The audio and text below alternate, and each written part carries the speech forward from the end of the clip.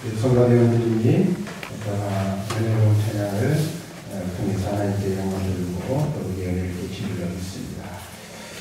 우리 이 시간 잠시 옆에 분들과 이렇게 인사를 했으면 좋겠습니다.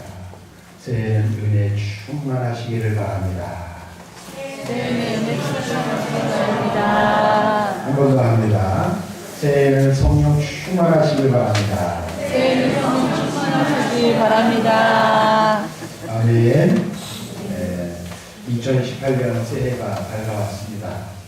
2018년도에는 정말로 우리 교회가 또 우리 사랑하는 성도들의 삶 가운데 하나님의 은혜로 충만하고 또 하나님의 부으심은 성령으로 충만하여서 이제 2018년 교회 표어처럼 우리 교회와 성도들이 믿음의 반석 위에 굳게 서는 그런 역사가 있는 한 해가 되기를 주님의 이름으로 축원하며 부탁을 드립니다. 이를 위해서 여러분들 많이 기도하시고 많이 힘써주시길 바랍니다. 한 어떤 노인이 일생을 이렇게 살면서 80평생을 지내왔는데 자신의 삶을 가만히 돌아보았습니다.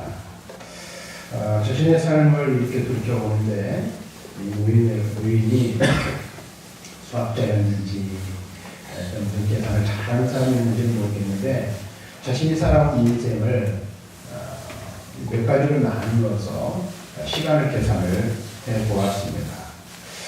그랬더니 그의 80년의 인생, 80의 인생이 이렇게 소비되었다고 합니다. 잠자는데 26년을 보내고 또 21년 동안 죽어라 일만 하고 또 밥을 먹는데 6년이라는 시간을 허비하고 또 다른 사람과 약속을 했는데 그 약속이 지켜지지 않아 약속 시간을 만나기로 한 사람을 기다리는데 5년이라는 시간을 허비하고 또 다른 5년은 불안하게 혼자서 그 시간들을 낭비해 주겠다고 합니다. 수영을 깎는데 무려 228일을 소비하였고 아이들과 노는 것에 26일을 썼고 넥타이를 매는데 18일을 썼고 그 다음에 담배불을 붙이는 데에 12일이라는 시간이 소모되었다고 합니다. 그리고 행복을 누렸던 시간은 고작 46시간 정도밖에 되지 않았다고 합니다. 이런 이야기를 보면서 왜 이런 일들이 있을까? 여러분들은 과연 지금까지 살아온 인생을 이렇게 몇 가지로 나누어 시간으로 환산한다면 과연 여러분들의 인생은 어떨 것 같습니까? 우리 인생을 한마디로 말한다면 반복의 연속이다 라고 말할 수 있을 것 같습니다. 수없이 있는 반복, 계속 이렇게 반복되어지는 그 일들이 이 노인과 같은 일들 결과를 낳은 것 같습니다. 그래서 어제 하루가 오늘도 그대로 반복되어지고 지난 주간의 삶이 이번 주에도 계속되어지는 일들이 일어나죠. 아침에 일어나 하루가 시작됩니다. 그리고 우리는 일터로 출근을 하고 또 일을 마치면 집으로 돌아옵니다. 그리고 어제 덮었던 이불을 오늘 또다시 덮고 잠을 청하지요.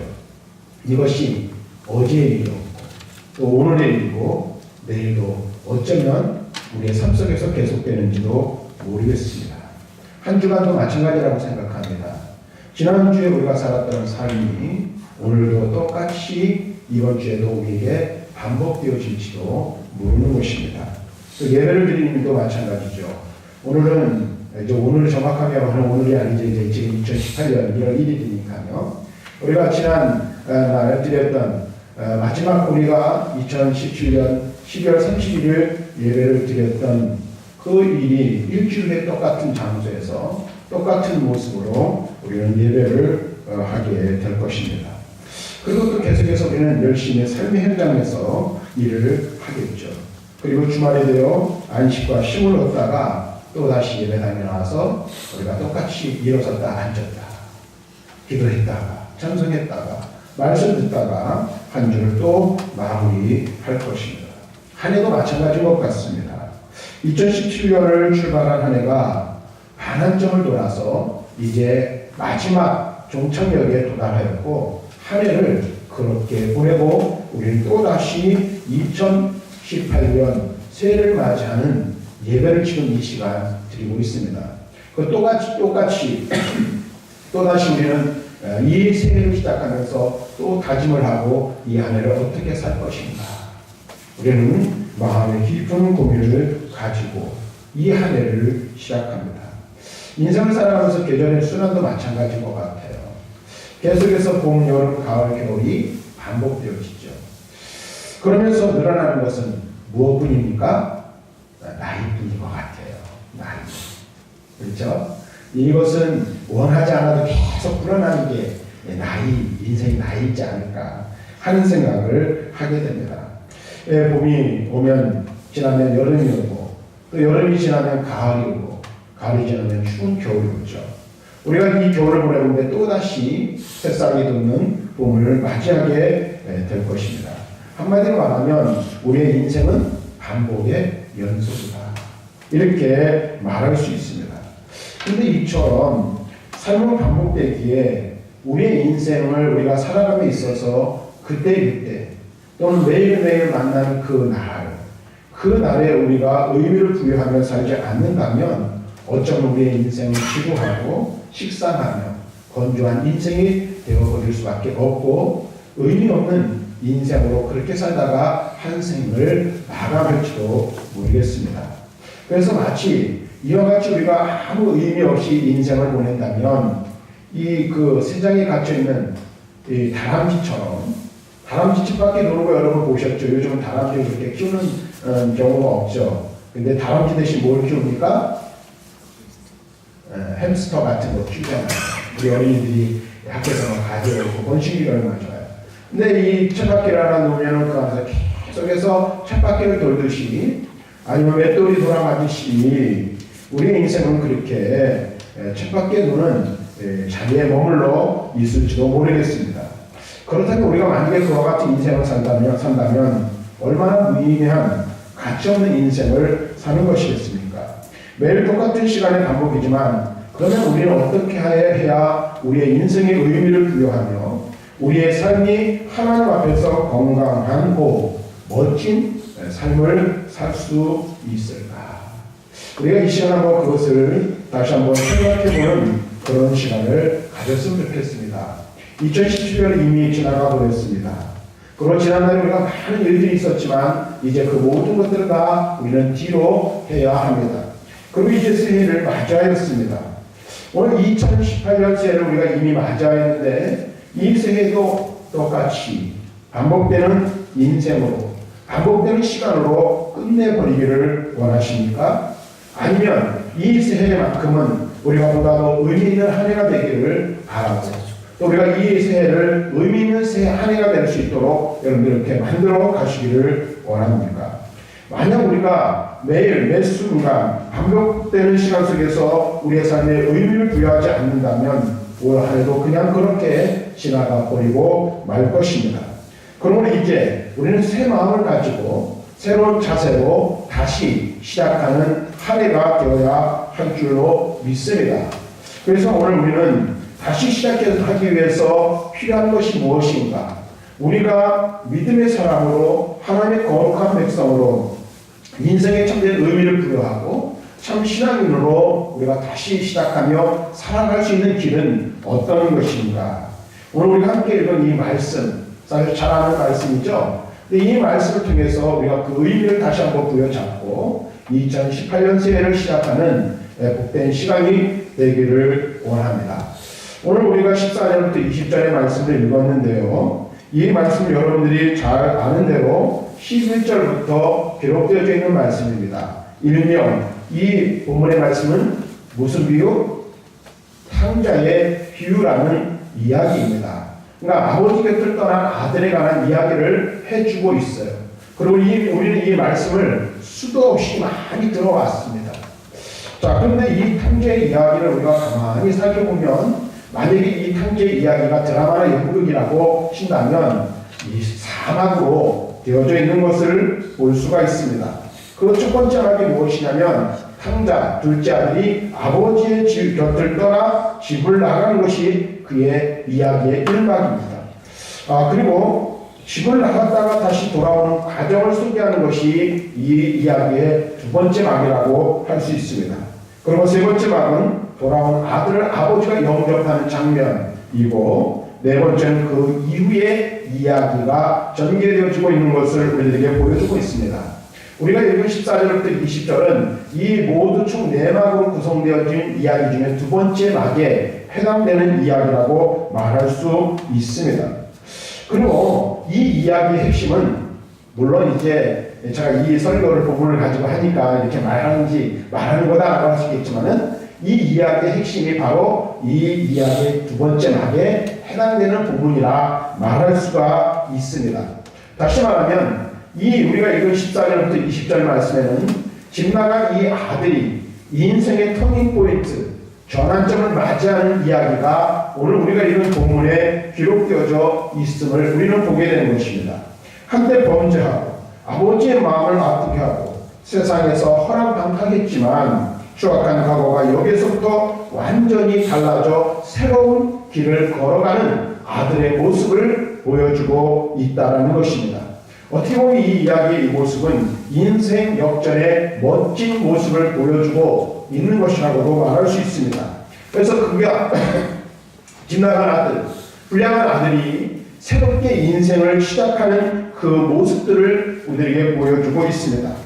그의 달라진 모습을 보여주는 본문의 말씀을 보면 17절에 이렇게 기록하고 있습니다. 17절 말씀을 한번 보시면 앞에 이렇게 합니다. 이에 스스로 돌이켜 이르되, 이렇게 말하고 있습니다.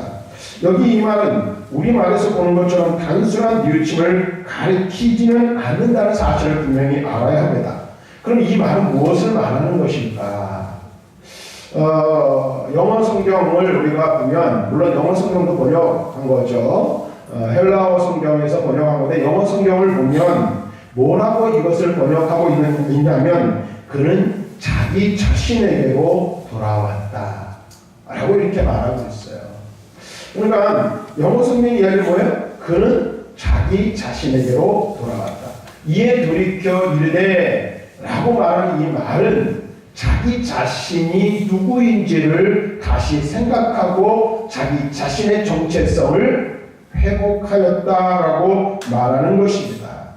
그러니까 탕자는 지금까지 이 탕자가 아버지의 곁을 떠나고 세상에서 허랑방탕했던 이유가 무엇인지를 여기서 우리들에게 가르쳐주고 있는 것입니다.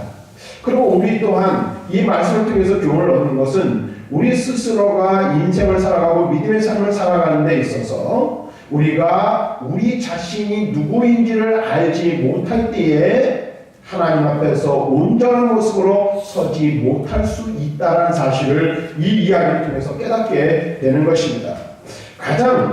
이 탕자가 가장 큰 범죄를 저지른 것은 우리는 보통 생각하면 뭐라고 생각해요? 아버지의 재산을 가져다가 아버지 곁을 떠나서 그 재산을 허비한 것이라고 우리는 생각을 하기가 쉽습니다. 그리고 지금까지 우리는 그렇게 들어왔어요. 그런데 우리가 분명히 알아야 할 것은 아버지의 곁을 떠난 것도 사실은 그가 범죄한 내용이 아니라는 것입니다. 재산을 탕진하는 것도 아니라는 사실을 분명히 알아야 합니다. 그렇다면 그가 세상에서 재산을 탕진하며 허랑방탕한 것도 오늘 잘못된 것의 근본적인 것은 아니라는 것을 알 수 있어요. 그럼 무엇입니까? 그가 아버지를 떠나고 허랑방탕하고 재산을 탕진했던 이유, 근본적인 원인이 무엇인지를 알아야 한다는 거예요.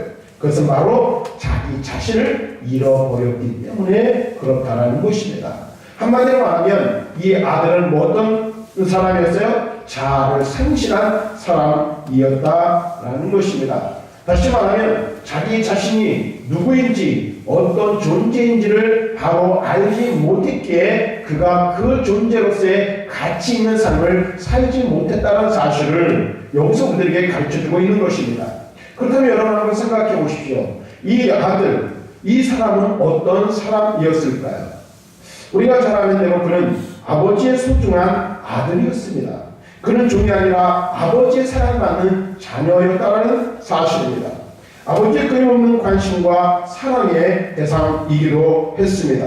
뿐만 아니라 그는 아버지의 재산을 물려받을 상속자였습니다. 근데 그가 그 자리를 박차고 자기를 잃어버린 채 방황했던 것입니다. 근데 오늘 그가 스스로 돌이켜라는 이 말은 자기 자신에게로 돌아왔다는 이 말은 자기 자신의 존재를 깨닫고 자기 자신이 있어야 할 그 자리로 돌아왔다라는 사실을 우리들에게 가르쳐주고 있는 것입니다. 다시 말해 이 말은 무슨 말이에요? 한마디로 말하면 정체성을 회복했다라는 것입니다. 우리도 마찬가지입니다. 우리는 내가 누구인지에 대한 끊임없는 질문, 물음이 우리들에게 있어야 합니다. 왜냐하면 자기 자신의 존재와 가치를 아는 것만큼 중요한 일이 없기 때문에 그렇습니다. 가만히 보면 사람은 자기 자신의 정체성을 잃어버리는 순간부터 더러워지고 추악해진다는 사실을 우리는 깨달아야 하는 것입니다. 그렇죠? 인간의 존재가 무엇인지를 분명하게 알 때에 하나님 앞에 바로 설 수 있는 거예요. 아담과 하와가 하나님께서 먹지 말라는 동산 중앙에 있는 선악을 알게 하는 다음에 열매를 먹은 것도 결국은 자기가 있어야 할 자리가 어디인지를 알지 못할 때에 잊어버렸을 때에 그와 같은 죄악의 자리에 이르게 되었다는 거예요. 우리가 인생을 살고 믿음의 삶을 살 때도 마찬가지입니다. 우리가 있어야 할 자리가 어디인지 바로 깨닫지 못하고 잊어버릴 때 우리는 어떻게 해요? 범죄하고 타락하며 믿음에서 실족하게 된다는 사실을 우리는 분명히 알아야 합니다. 그러면 우리가 믿음의 삶을 살아가면서 있어서 가장 중요한 것은 내가 누구인지, 내가 있어야 할 자리가 어디인지를 아는 것이 중요합니다. 내가 어떠한 삶을 살아야 할 존재인지를 깨닫는 것이 무엇보다도 중요합니다. 그래서 믿음의 삶을 살아갈 때에 우리가 다른 무엇보다도 예를 들어서 예배를 잘 드리고 운동생활 잘하고 봉사생활 잘하고 또 그 다음에 여러 가지 이 어떤 희생과 헌신의 삶을 잘 사는 것도 중요해요.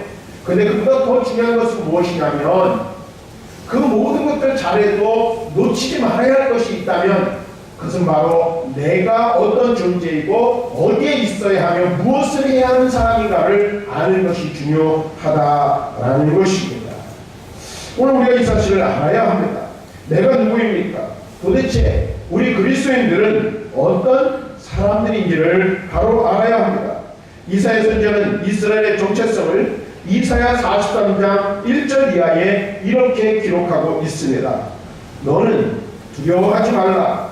내가 너를 구속하였고 내가 너를 지명하여 불렀나니 너는 내 것이라. 내가 물 가운데로 지날 때에 내가 함께할 것이라. 강을 건널 때 우리 너를 침몰치 못할 것이며 내가 불 가운데로 지날 때에 타지도 아니할 것이요 불꽃이 너를 사르지 못하리라. 아멘. 이 말씀을 보니까 우리에게 뭐라고 말씀하고 있어요? 하나님이 우리를 지명하여 불렀다. 콕 찍어서. 그렇죠? 두리뭉실한 게 아니에요. 콕 찍어서. 누구를 부르셨다는 거예요? 우리를 부르셨대요. 나를 부르셨습니다. 무엇을 해요? 하나님의 자녀로 하나님의 백성으로 나를 부르셨어요. 그러므로 나는 누구입니까? 하나님이 지명하여 부른 하나님께 지킴받은 소중한 존재인 줄로 믿습니다. 네. 하나님의 사랑을 받기 위해 태어난 하나님의 거룩한 사람들이라고 우리에게 분명히 말씀해주고 있어요. 그 하나님께서 우리를 지명하여 부르셔서 너는 내 것이다 라고 말씀하셨을 뿐만 아니라 그 하나님의 능력의 손으로 누구를? 나를 한번 따라합시다. 나를 붙드시고 누구를 붙드셔요? 나를 붙드시고 계신 겁니다. 그래서 우리를 붙들어 주시는 그 하나님이 우리가 물 가운데로 지날 때에 물이 우리를 침몰하지 못하게 하실 것이고 물 가운데 지날 때에도 불이 우리를 사르지 못하도록 지키시며 보호하여 주시는 겁니다. 왜요? 우리는 하나님의 그 넓은 하나님의 그 강한 그 하나님의 힘 있는 손에 붙잡혀 있기 때문인 줄로 믿습니다. 그러므로 누가 우리를 해줄 수 있습니까? 누가 우리를 하나님의 사랑에서 끊을 수 있습니까? 그 아무도 그 무엇도 우리를 하나님의 사랑에서 끊을 수 없음을 우리는 분명하게 기억해야 할 줄로 믿습니다. 또 베드로 사도는 베드로전서 2장 9절에서 이렇게 말합니다. 오직 너희는 택하신 족속이요 왕같은 제사장이요 거룩한 나라요 그의 소유된 백성이니 이는 너희를 어두운 데서 불러내어 그의 기이한 빛에 들어가게 하신 자의 아름다운 덕을 선전하게 하려 하십니다. 여기서 우리에게 뭐라고 하십니까? 택하신 족속, 왕같은 제사장, 거룩한 나라, 그의 소유된 백성이라고 말씀하고 있습니다. 뿐만 아니라 어두운 가운데서 우리를 불러내어 빛의 자녀 삼아주셨다라고 말씀해주고 있는 것을 보게 됩니다. 그럼 우리는 어떻게 합니까? 우리가 있어야 할 자리가 어디입니까? 다시 어둠으로 가지 말아야 합니다. 빛 안에 거해야 하는 것입니다. 하나님의 거룩한 백성으로서의 온전한 삶의 자리에 이르러야 하는 것입니다. 그래서 여러분들이 우리가 누구인지를 바로 깨달을 때 캄캄한 자기의 소굴에 들어가 자신을 더럽히는 어리석은 짓을 저지르지 않게 되는 것입니다. 그래서 오늘 이 말씀 통해서 우리가 먼저 깨달아야 할 것은 우리의 정체성을 분명히 하지 않는 것. 2018년 새해를 시작하면서 이 한 해를 살아가는 동안에 내가 누구인지, 내가 있어야 할 곳이 어디인지, 내가 머물러야 할 자리가 어디인지를 분명히 하시기를 바랍니다. 그래서 하나님의 거룩한 백성이라는 사실을 기억하십시오. 내가 있어야 할 자리는 예배의 자리, 하나님의 영광을 드러내는 자리, 하나님의 자녀다운 자리에 머물러 있어야 한다는 이 사실을 기억하시기를 주님의 이름으로 간절히 축원합니다. 그래서 2018년도에는 정말로 여러분들이 여러분 자신을 잘 깨닫고 우리가 머물러야 할 그 자리에 머물러 있는 그래서 하나님께 영광 드리는 저와 여러분들이 되시기를 다시 한번 주님의 이름으로 축원합니다. 그 다음에 다시 말씀을 보니까 이 집 나간 아들이 돌이켜 자기의 정체성을 확립한 다음에 그는 이렇게 고백하고 있어요. 이에 스스로 돌이켜 이르되 내 아버지에게는 양식이 풍족한 품꾼이 얼마나 많은가. 나는 여기서 줄여 죽는구나. 내가 일어나 아버지께 가서 이르기를 아버지 내가 하늘과 아버지께 죄를 지었사오니 지금부터는 아버지 아들이라 일컬음을 감당하지 못하겠나이다. 나를 품꾼의 하나로 부르소서 하리라 하고 지금 자기가 생각하고 있는 거예요. 스스로 돌이켜 자기 자신에게 돌아왔어요. 그리고 생각을 하는 거예요. 생각을. 무슨 생각을 해요? 아버지의 집을 생각하는 거예요. 근데 이 말은요, 이 탕자의 처음이자 마지막 고백이라는 사실을 우리는 알아야 합니다. 그리고 이 고백 속에 우리는 탕자의 깊은 깨달음과 뉘우침이 있었다는 사실을 깨닫게 됩니다. 그는 지금까지 잘못 살아온 것을 되돌아보고 있는 것입니다. 어리석고 잘못됐고 삐뚤어지고 뒤틀어진 마음과 생각을 지금 어떻게 해요? 바르게 교정하고 있는 것입니다. 우리는 이 탕제 이야기를 얘기할 때에 아버지 집에 돌아가는 그 일에 대한 그 부분을 굉장히 크게 비중 있게 보고 다루죠. 그러나 아버지께로 그냥 돌아가는 것은 중요하지 않다는 사실을 우리 여기서 깨달아야 합니다. 자기의 정체성을 분명히 아는 것도 중요해. 돌아왔어요. 근데 돌아왔는데 마음이 바뀌지 않았어요. 생각이 변화되지 않았어요. 뒤틀린 마음이 온전하게 펼치지를 않았어요. 엉켜있는 생각이 풀어지지 않고 교정되지 않았어요. 그러면 그 아들이 아버지께로 돌아온들 무슨 소용이 있겠습니까? 생각을 해보세요. 생각을 하나도 바뀌지 않았는데 먹고 살 일이 막 해가지고 어쩔 수 없이 돌아왔어요. 뭐 하려고? 비비는 데게 아버지밖에 없으니까. 그럼 어떻게 될까요? 언젠가는 또 뛰쳐나가죠. 왜? 늘 삐뚤어진 생각이 그를 주장하기 때문에 그렇습니다. 그래서 마음이 고쳐지지 않으면 악순환이 반복되는 거예요. 근데 또 이 부모가 얼마나 바보 같은지요. 이런 자식들한테 엄청 뽑잖아요. 네? 안 그러신가요? 네. 속으면서도 그 아들을 불쌍해서 그 자식이 불쌍해가지고 속아주는 부모들도 있어요. 근데 여러분 보세요. 그런 자녀는요, 부모가 죽을 때까지 속아줘도요, 바뀌지 않습니다. 변하지 않아요. 왜요?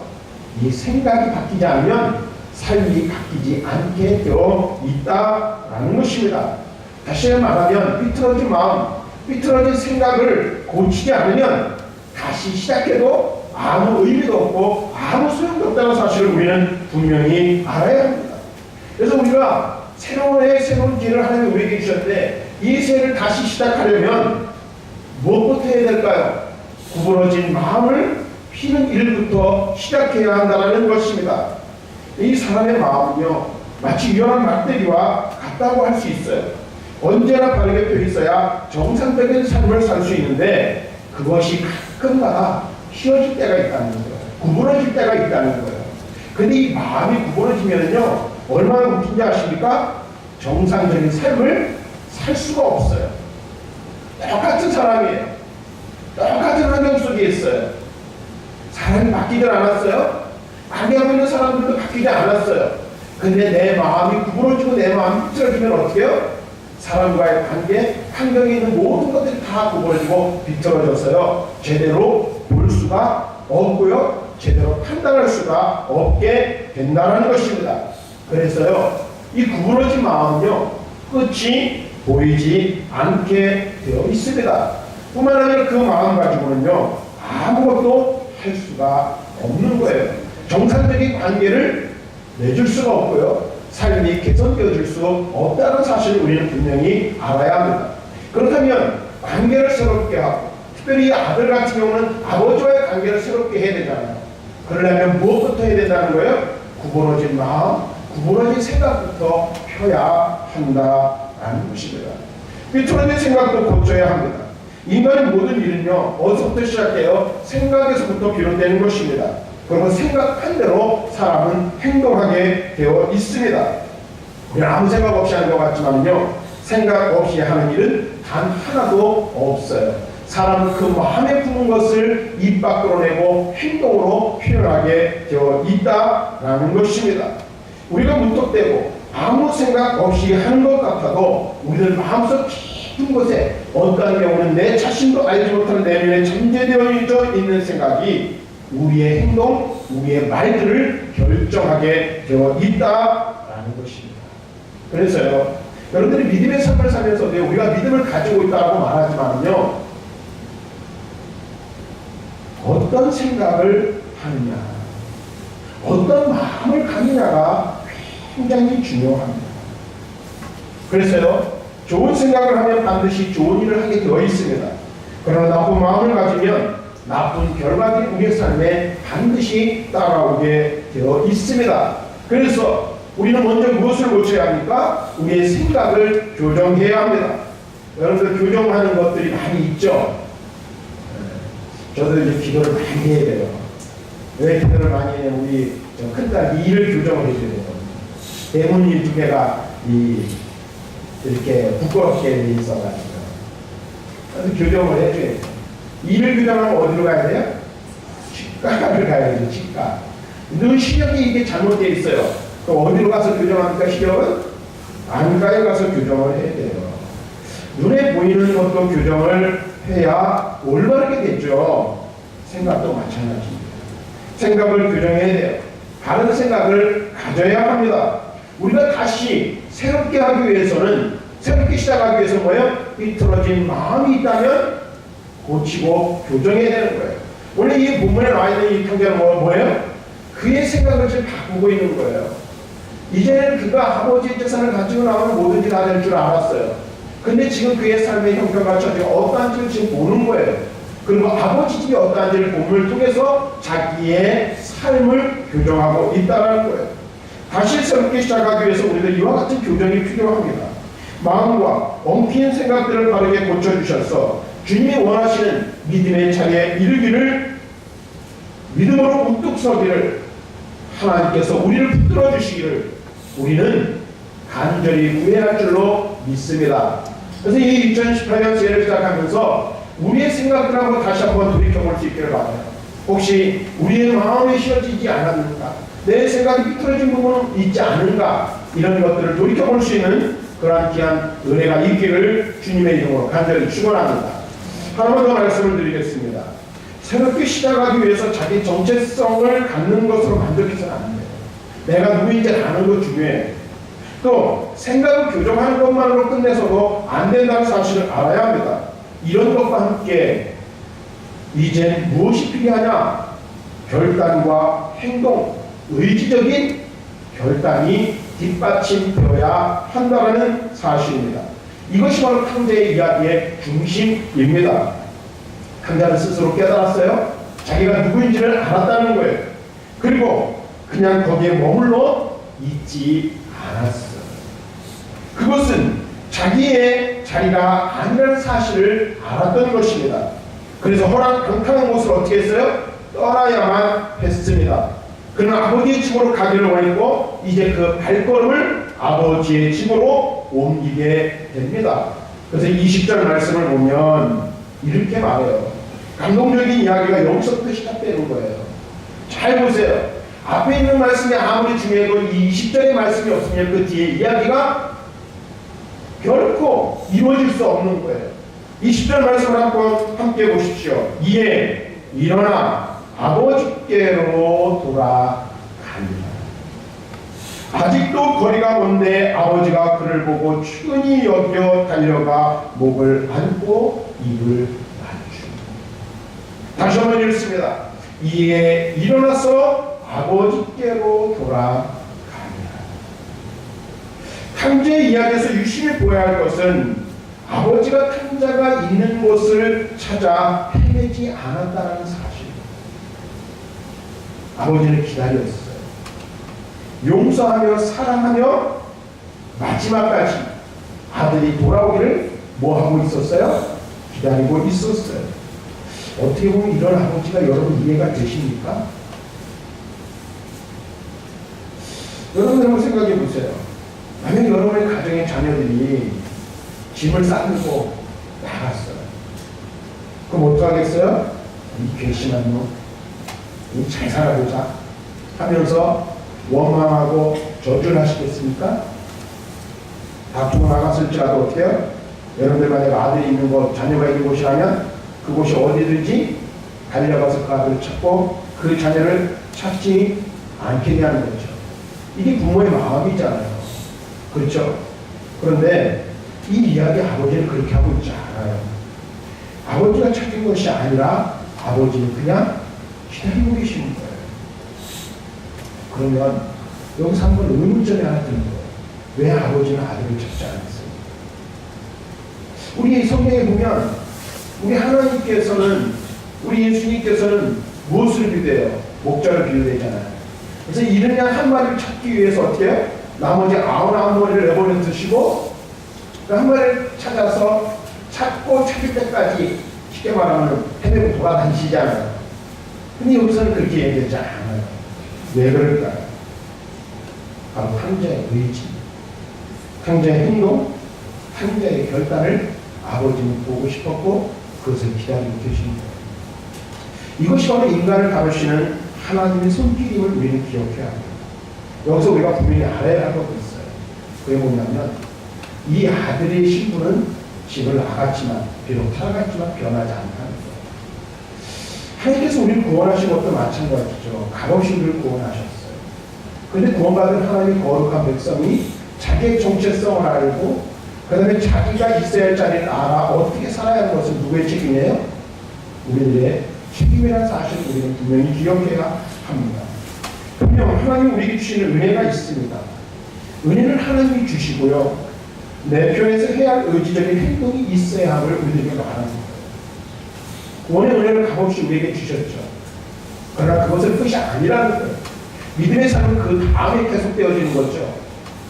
하나님의 은혜가 임한 이후에 우리는 또 우리가 해야 할 일들이 있다는 거예요. 왜 그럴까요? 하나님은 인간을 꼭두가시로 만들지 않았어요. 우리는 어떻게 돼요? 아들이 마을 어디까지 그 발걸음을 옮긴 것처럼 하나님께로 향한 우리의 믿음의 발걸음을 옮겨야 할 줄로 믿습니다. 우리의 행동이 필요하고 의지가 강력하게 발동되어져야 한다는 것입니다. 그리고 탕자는 그것을 실천으로 옮긴 것입니다. 그는 자기 자리에서 일어났습니다. 그리고 자기의 의지로 누구에게로 나아갔어요? 아버지께로 돌아간 것입니다. 우리가 다시 시작하기 위해서 무엇보다도 나의 의지가 가장 중요하다는 사실을 알아야 합니다. 구호를 외치는 것은 별로 어려운 것 같지 않아요. 그렇죠? 다짐하는 것도 별로 어렵지 않은 것 같아요. 얼마든지 구호를 외칠 수 있잖아요. 얼마든지 그래 나 이렇게 살 거야 하고 말할 수는 있지 않겠습니까? 근데 그것을 이루기 위해서 행동으로 옮기는 것은 그렇게 쉽지 않은 것 같아요. 이거 많이 세우잖아요. 근데 우리 저 친구들, 저 뒤에 있는 친구들이 이제 이번 주 금요일이면 좀 여긴 좀 늦게 하는데 방학을 해요. 옛날에 제가 어렸을 때 방학을 하면 꼭 방학하기 전에 선생님이 꼭 하게 하는 게 있어요.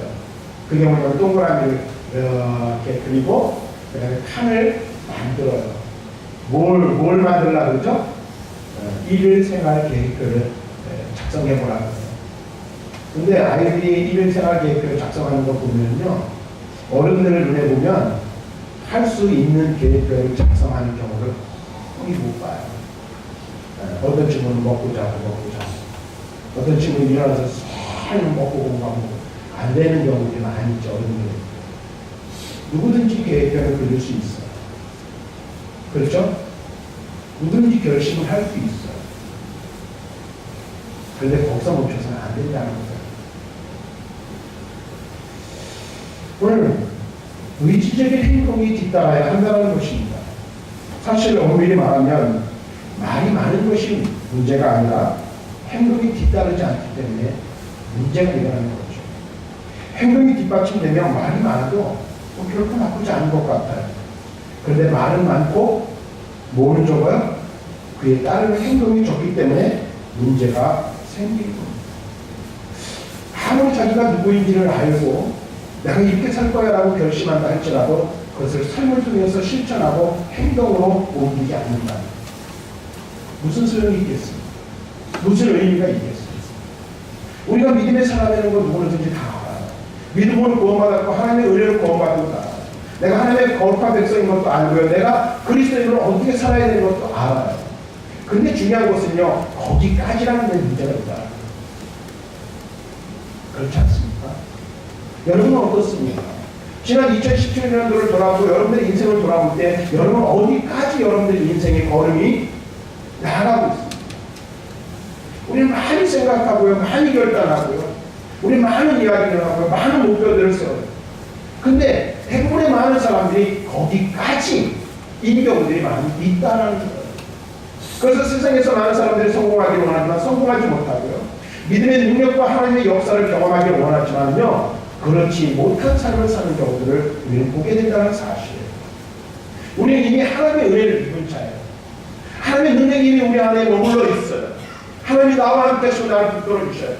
그런데 하나님 우리에게 바라시는 것이 있어요. 내가 누구인지를 알기를 원하세요. 또 더 나아가서 하나님께서 우리의 마음에 그 비틀어진 그 부분들을 바로 펴고 하나님을 바라보고 하나님과의 다른 관계를 맺기를 원하세요. 그리고 우리가 하나님 편에 서서 어떻게 살아가야 할지를 깨달았다면 이제 우리의 발걸음을 어떻게 해요? 하나님이 원하시는 방향으로 옮기기를, 우리의 걸음의 첫 발을 하나님께로 뛰기를 원하시고 계신다라는 사실입니다. 여기까지 있어야 됩니다.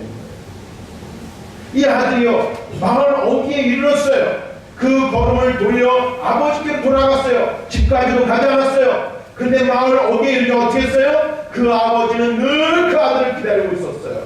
그래서 그 마을 어귀에 이르는 아들에게 달려와 그 목을 어긋맞겨 끼안는 거예요. 그 아들을 사랑으로 맞아주는 거예요. 첫 발을 뛰는 것이 중요하다는 겁니다. 사랑하는 성도 여러분, 새해를 우리에게 허락하셨습니다. 또 한 번의 기회를 우리에게 주셨습니다. 이제 우리 다시 시작해야 합니다. 경건의 고삐를 늦추지 마시기를 바랍니다. 경건은 훈련입니다. 말씀과 기도를 훈련으로 생각하지 않으면 절대 지속할 수가 없어요. 새해는요, 더 많이 기도하시고 더 많이 말씀을 가까이 하시고 또 말씀대로 실천하는 삶을 사시는 자리까지 이르렀으면 좋겠습니다. 그래서 2018년도를 여러분 시작하면서 무엇보다도 우리가 경건의 깊은 자리에 이른 저와 여러분들이 됐으면 좋겠어요. 우리의 삶을 생각할 때 말씀과 기도 없이 우리는 신앙의 모습을 갖출 수 없습니다. 아니, 신앙의 모습을 어떻게 보면 갖출 수 있지만 참된 신앙의 자리에 이르지는 못할 거예요. 다시 시작하십시오. 이제 하나님의 교회를 숨기는 일에 긴장의 끈을 풀지 마시기를 바랍니다. 천사도 흥할 만한 아름다운 일을 우리에게 맡겨주셨습니다. 돌들도 사용하시고 마른 막대기도 사용하시는 하나님이십니다. 그런 하나님께서 나를 귀하게 여기셨어요. 그 나를 지명하여 부르셨어요. 너는 내 아들이라, 너는 내 딸이라, 너는 나의 사명자라고 우리에게 말씀하고 계십니다. 그럼 우리에게 그 일들을 감당하고 직분을 주셨습니다. 이제 이 새해를 새롭게 시작하면서 돌들이 소리 지르지 않도록 오피스를 누리고 내가 있어야 할 내가 누구인지를 알고 내가 있어야 할 자리가 어디이며 무엇을 해야 할지를 바로 깨닫고 2018년을 새롭게 시작하며 이 하루를 보내는 저와 여러분들 되시기를 주님의 이름으로 간절히 축원합니다.